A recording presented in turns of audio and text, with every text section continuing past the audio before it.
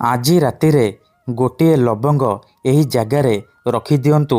Guarantee ଦେଉଛି ସେ ନାରୀ 2 ମିନିଟ୍ରେ ତୁମ ପାଖକୁ ଆସିବ। ଯାହା ଚାହିଁବେ ତାହା କରିବ। ହଁ ଫ୍ରେଣ୍ଡସ୍, ଯଦି ଆପଣ କେଉଁ ଝିଅ ବା ବିବାହିତା ନାରୀକୁ ମନେ ମନେ ଭଲ ପାଉଛନ୍ତି, ତା'ର ସୁନ୍ଦରତାକୁ ଦେଖି ତା ଆଡ଼କୁ ଆକର୍ଷିତ ହେଉଛନ୍ତି, ତାକୁ ପଟେଇ ତା'ଠାରୁ ନିଜର ମନ ମୁତାବକ କାମ ହାସଲ କରିବାକୁ ଚାହୁଁଛନ୍ତି, ତେବେ ଆଜି ରାତିରେ ଶୋଇବା ପୂର୍ବରୁ ଗୋଟିଏ ଲବଙ୍ଗ ଏହି ଜାଗାରେ ରଖିଦିଅନ୍ତୁ। ଗ୍ୟାରେଣ୍ଟି ଦେଉଛି ଯେତେ ସୁନ୍ଦରୀ ଝିଅ ହେଇଥାଉ ବା ସୁନ୍ଦରୀ ପଡ଼ିଶା ଘର ଭାଉଜ ନିଜେ ତୁମ ପାଖକୁ ଆସିବ। ଯାହା ଚାହିଁବେ ତାହା କରିବ। ନମସ୍କାର ଫ୍ରେଣ୍ଡସ୍, ଓଡ଼ିଆ ଫଣ୍ଡା ଚ୍ୟାନେଲକୁ ଆପଣମାନଙ୍କୁ ସ୍ୱାଗତ। ଗୋଟିଏ ଲବଙ୍ଗର ଏହି ବଶୀକରଣ ସବୁଠାରୁ ଶକ୍ତିଶାଳୀ ବଶୀକରଣ। ଏହାର ପ୍ରୟୋଗ କେବେ ବି ଖାଲି ଯାଏନି, ତେଣୁ ଏହାକୁ ଆପଣ ଭାବିଚିନ୍ତିକି ପ୍ରୟୋଗ କରିବେ।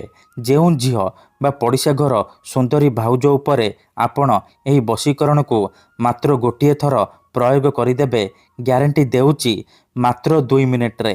ହଁ ଫ୍ରେଣ୍ଡସ୍, ମାତ୍ର 2 ମିନିଟ୍ରେ ପ୍ରଭାବ ପଡ଼ିବା ଆରମ୍ଭ ହୋଇଯିବ।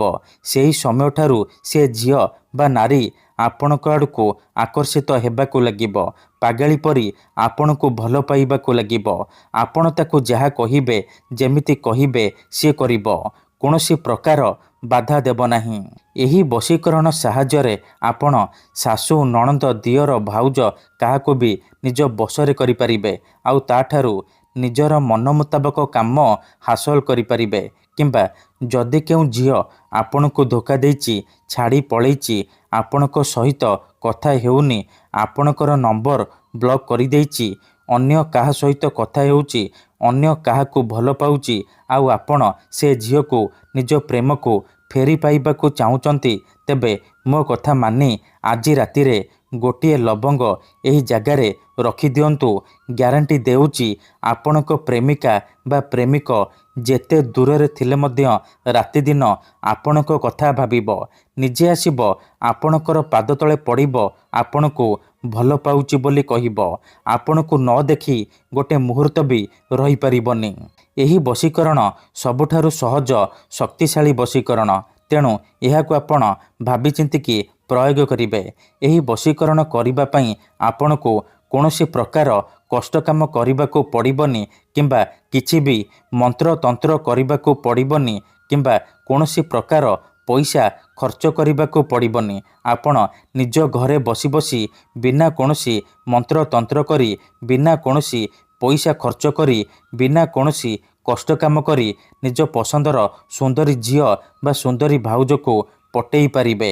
ଆଉ ତା'ଠାରୁ ନିଜର ମନ ଚାହୁଁଥିବା କାମ ହାସଲ କରିପାରିବେ କେବଳ ଗୋଟିଏ ଲବଙ୍ଗର ସାହାଯ୍ୟରେ। ଗୋଟିଏ ଲବଙ୍ଗର ଏହି ବଶୀକରଣ ପ୍ରଚଣ୍ଡ ମହାଶକ୍ତିଶାଳୀ ବଶୀକରଣ।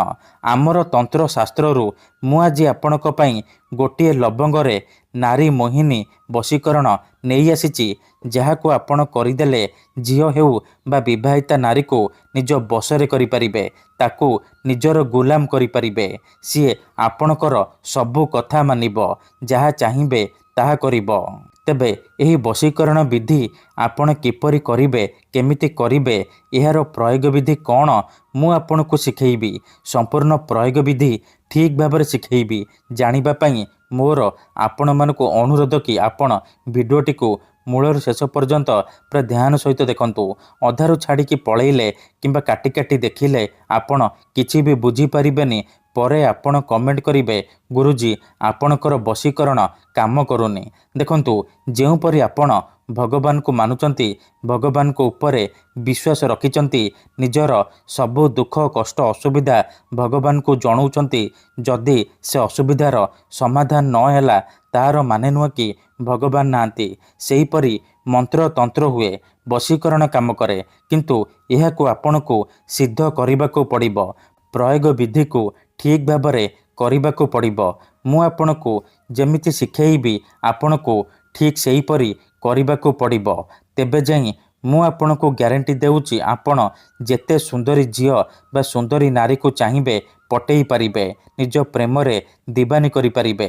ତେବେ ବିଧିଟି ଜାଣିବା ପୂର୍ବରୁ ମୋର ଆପଣମାନଙ୍କୁ ଗୋଟିଏ ଅନୁରୋଧ କି ଯଦି ଆପଣ ଆମ ଚ୍ୟାନେଲକୁ ପ୍ରଥମ ଥର ଆସିଛନ୍ତି ତେବେ ଦୟାକରି ଚ୍ୟାନେଲକୁ ସବସ୍କ୍ରାଇବ୍ କରି ପାଖରେ ଥିବା ବେଲ୍ ଆଇକନ୍କୁ ମଧ୍ୟ ଦବାଇ ଦିଅନ୍ତୁ, ଯାହାଦ୍ୱାରା ଆମେ ଯେଉଁ ବି ଭିଡ଼ିଓ ଅପଲୋଡ଼ କରିବୁ ସର୍ବପ୍ରଥମେ ଆପଣ ଦେଖିପାରିବେ। ମନେ ରଖନ୍ତୁ, ଏହି ବଶୀକରଣ ବିଧିକୁ ଆପଣ ଶୁକ୍ରବାର ଦିନ କରିବେ, ରାତିରେ ଶୋଇବା ପୂର୍ବରୁ କରିବେ। ବିଧିଟି କରିବା ପୂର୍ବରୁ ଭଲ ଭାବରେ ହାତ ଗୋଡ଼ ଧୋଇକି ସଫା ବସ୍ତ୍ର ପିନ୍ଧିକି ଆପଣ ଏହି ବଶୀକରଣ ଆରମ୍ଭ କରିବେ। ପ୍ରଥମେ ଆପଣ କ'ଣ କରିବେ, ଯେତେବେଳେ ରାତିରେ ଶୋଇବା ପାଇଁ ଯିବେ ଗୋଟିଏ ଲବଙ୍ଗ ଆଣିବେ, ଖଣ୍ଡେ ସାଧା କାଗଜ ଆଣିବେ, କଳା ରଙ୍ଗର କଲମ ଆଣିବେ, ଆଉ ଅଳ୍ପ ଟିକେ ସିନ୍ଦୁର ଆଣିବେ।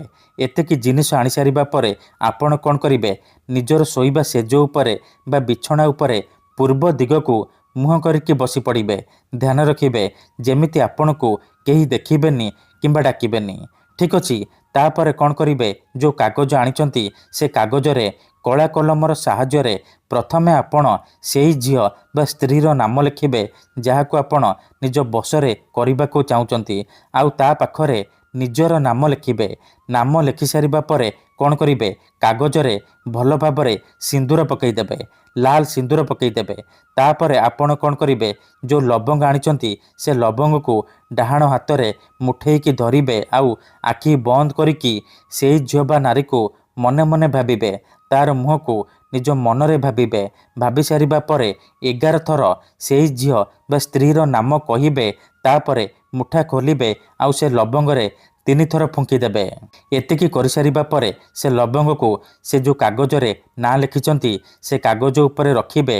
ତାପରେ ସେ କାଗଜକୁ ଭଲ ଭାବରେ ମୋଡ଼ିକି ନିଜର ତକିଆ ତଳେ ରଖିକି ଶୋଇପଡ଼ିବେ। ଗ୍ୟାରେଣ୍ଟି ଦେଉଛି, ଏପଟେ ଆପଣ ଏହି ବଶୀକରଣ କରିବା ମାତ୍ରେ 2 ମିନିଟ୍ରେ ପ୍ରଭାବ ପଡ଼ିବା ଆରମ୍ଭ ହୋଇଯିବ। ସେ ଝିଅ ହେଉ ବା ବିବାହିତା ନାରୀ ଆପଣଙ୍କ ଆଡ଼କୁ ଆକର୍ଷିତ ହେବାକୁ ଲାଗିବ।